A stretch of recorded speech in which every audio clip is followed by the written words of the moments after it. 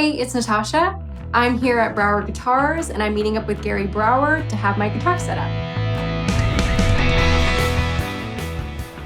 I'm bringing this guitar in for a setup because there's a few problems that I've noticed when I'm playing it. What is a setup when you bring it into a store? So when people aren't happy with their guitar in one way or another, you'll be playing at home and you'll wish there was something different about it, or you won't know what's wrong. And you'll be like, I'm just not happy playing my guitar. Yeah.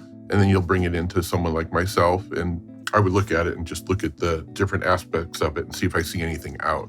But what problems are you having that you could describe? So the problem that I am having is that my fingers really hurt after playing from the strings. Super common. Yeah. That's probably the biggest issue I run into all the time. And usually what I look at is how high are the strings off the fret. And on this guitar, I can see that it could stand to come down just for normal playing.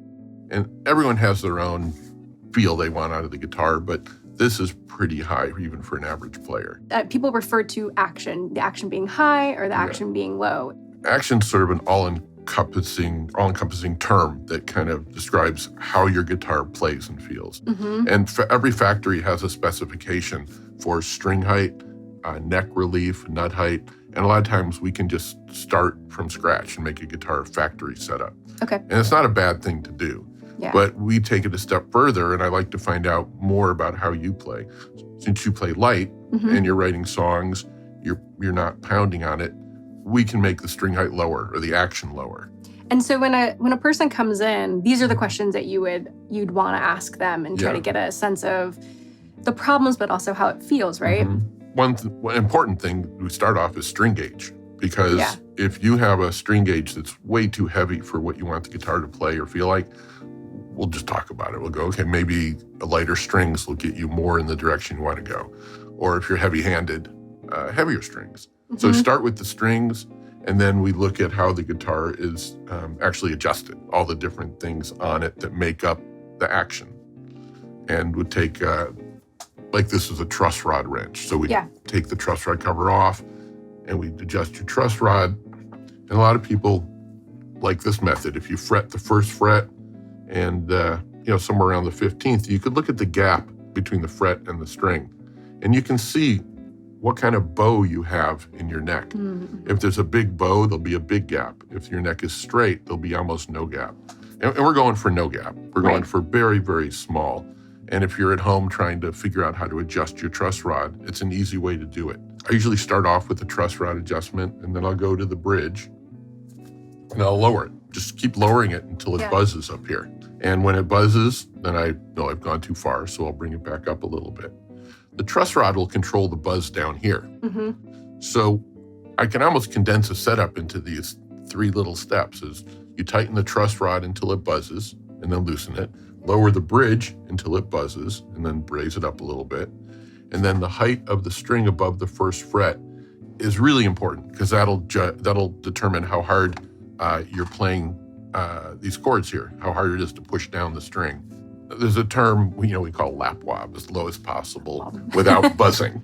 Lap wob. And it's silly, but that's what many people want. I want it low, but I don't want it to buzz. Do you recommend anything that people can just kind of adjust themselves? Taking some kind of lubrication in the nut slot it's really important. People can just do that and help the guitar stay in tune. On something like this, where you just have 2 thumb wheels on either side of the bridge, you can raise or lower your string height all you want. It won't really hurt the intonation a lot. It'll throw it off a little bit. Intonation is something you could learn to do at home also. If you have any kind of tuner, be it a strobe tuner, clip-on tuner, and you're comparing the open string note to the fretted note. Right. And you want them to be the same. And you can fret the 12th, 15th, and any fret up here. So you're wanting to make sure the open and these are the same, are in tune. And you do that by moving your saddle forward and back. And there's a lot of information on that you could look up. Yeah, but that's great for being able to in between setups and in between kind of pressing reset. Yeah, or if you change your brand of strings or your gauge of strings, you can double check your intonation. It's a good thing to learn to do on your own. What is, I think, the overarching takeaway that we can take from this video? It's probably knowing that there is such a thing as a guitar setup, or your guitar can play different than it does now. Yeah. A lot of people feel stuck in what they have and often feel like they just have to go buy a new guitar, and because this guitar doesn't play right for them or it doesn't feel right. And just knowing that you can consult somebody about changing the feel and even the tone of it with the setup. I think that's important to know. I think it's a good lesson to be kind of told by all. Yes.